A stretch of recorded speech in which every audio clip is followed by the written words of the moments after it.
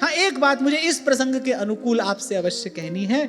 जो आपकी निंदा कर रहे हैं, आपको गाली देते हैं, आपको अपशब्द कहते हैं, भगवान से प्रार्थना करना वो दीर्घायु हो। कम से कम जब तक तुम हो तब तक तो वो रहे। निंदक नीरे राखिए और आंगन कुटी छवाए। जाने अनजाने भी कोई पाप हो जाएगा तो ठाकुर जी ने व्यवस्था की है, तुम पाप करोगे वो धो देंगे तुम्हारा पाप। कबीर यही तो कहते हैं, अरे जग में हितुआ तीन हैं, निंदक माई बाप। अरे ये तीन बड़े हितैषी हैं। तो भगवान से प्रार्थना करना इनकी दीर्घायु। और जो तुमसे ये कह रहा है ना कि आप बड़े अच्छे लगते हैं, उनसे बहुत सावधान रहना। वो तुम्हारा मटिया मेट करेंगे, आज नहीं तो कल करेंगे, बने रहे तुम्हारे पास में। तो आप कहोगे तो बड़ी विचित्र बात कह रहे हो। हाँ भाई, संसार विचित्र है, यहाँ रहने की विधि भी विचित्र है, यहां से पार जाने की विधि तो उससे भी विचित्र है। तो जो गाली दे रहा है, जो अपशब्द कह रहा है, जो निंदा करता है, तुम्हारी अकारण ही अपमान करता है, भगवान से प्रार्थना करना है जीता रहे भाई। जब तक हम हैं तब तक तो ये रहे। बड़ी सुंदर व्यवस्था प्रभु आपने हमारी की है। हमसे भूल होती है, ये उसका मार्जन करते हैं। कबीर जी तो कहते हैं आंगन कुटी छवाए, निंदक नीरे राखिए। फिर उसको पास ही रखना।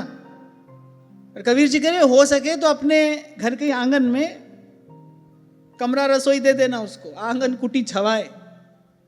वो बहुत बड़ा काम कर रहा है। आगे कह रहे कि निंदक जीवे जुगन जुग काम हमारा होए। पलटू साहिब कहते हैं, बोले निंदक जीवे जुगन जुग काम हमारा होए, कि काम हमारा होए बिना कौड़ी को चाकर। ले तो हमसे कुछ रहा नहीं है, वो चाकरी हमारी बहुत बड़ी कर रहा है। बोले कितनी बड़ी नौकरी हमारी कर रहा है, हमारे पाप धो रहा है। और जो बहुत दुल रहा है, बहुत पुचकारे, आप बहुत अच्छे हैं, आपके जैसा तो कोई है नहीं, तुम्हारे जैसा कोई और देखा नहीं, उनसे बहुत सावधान रहना।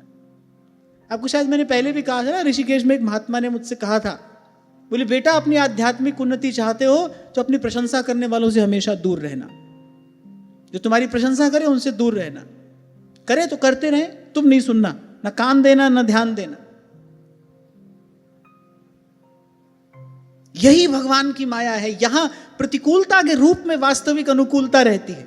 अगर भजन ही करना है तो, अगर भजन करना है तो फिर तो भाई प्रतिकूलता के रूप में वास्तविक अनुकूलता है। जैसे उस दिन एक माता पूछ रही थी, घर में बड़ी हाय हाय होती है, कोई हमको यूं कहता है, कोई हमको यूं कहता है। बड़ी अच्छी बात है, बड़ी जल्दी शुद्ध हो जाओगे तुम। जब श्री कृष्ण ने वेणुनाद किया महाराज के पूर्व, कुछ कोपांगनाओं के घर वालों ने उनको नहीं जाने दिया। जो गई वो बाद में पहुंची। जिनको नहीं जाने दिया गया, कह रहे उनको इतनी दुस्सह पीड़ा हुई प्रभु के पास ना जाने के कारण, ना पहुंच पाने के कारण। कह रहे उनके रोम रोम में ऐसी भयंकर पीड़ा हुई, वो क्षण भर की पीड़ा से जन्म जन्मांतर के जो प्रारब्ध कर्म थे सब नष्ट हो गए, वो उनसे भी पहले पहुंच गई। तभी तो कह रहा हूं भाई, ये मार्ग बड़ा विचित्र है। संसार भी विचित्र है, यहाँ रहने की विधि बड़ी विचित्र है, इससे पार जाने की विधि तो और विचित्र है। इसलिए कहते हैं संत युक्ति से आपको मुक्त करता है। युक्ति से मुक्ति है, छीना झपटी करके, लड़ाई झगड़ा करके, गाली अपमान से आप इससे मुक्त नहीं हो सकते। युक्ति है, और वो युक्ति संतों के पास में है। अच्छा, ईमानदारी से बताओ, ये जो अभी दो बात मैंने आपको कही, इनके लिए शुभकामना करना, उनसे दूर रहना, अभी तक तो बिल्कुल उल्टा चल रहा है ना। इससे ऐसा ही तो होता है। निंदा करता है जो हमारा अपमान करता है, हमको लगता है कब मरेगा, कब इससे पिंड छूटेगा, ऐसा ही तो होता है। और जो हमको दुलार रहा है, पुचकार रहा है, झूठी हमारी प्रशंसा किए जा रहा है, अपने स्वार्थ सिद्धि के लिए हमको सातवें आसमान पर बैठाए रखता है। हम चाहते ये ऐसे ही बना रहे, हमारे पास, हमारे साथ बना रहे। अरे जब रास्ते उल्टे चल रहे हो तो सीधे ठिकाने पहुंचोगे कैसे? सीधा रास्ता तो ये है, निंदक जीवे जुगन जुग काम हमारा हो। करे काम हमारा होए बिना कौड़ी को चाकर। कैसी पैनी दृष्टि है संतों की। जब उनके हाथ में आता है ना वो गुरु का ज्ञान रूपी लेंस, और जब उससे देखते हैं तो कुछ और ही दृश्य दिखाई पड़ता है। फिर वो आश्चर्य और आनंद में भरकर गाते हैं। फिर ये सब रहस्य खोलते हैं अपने शब्दों से, अपनी वाणी में। अब देखो, किसी निंदा करने वाले ने, किसी अपमान करने वाले ने, किसी पीड़ा देने वाले ने थोड़ी विघ्न उपस्थित किया है। वो जिसको देखकर हृदय में थोड़ी गुदगुदी होती थी, उसको उठाते थे, दुलारते थे, पुचकारते थे।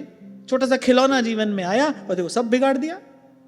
कहाँ थे, कहाँ पहुंच गए। भगवान से मिलने वाले हैं, बस भगवान का दर्शन होने ही वाला है। मन मंदिर में भगवान प्रकट हो गए हैं, साधन सिद्ध होने वाला है। और ल्यो कहां से खुद का हिरण का बच्चा, और ल्यो कहां से कहां पर आ गए।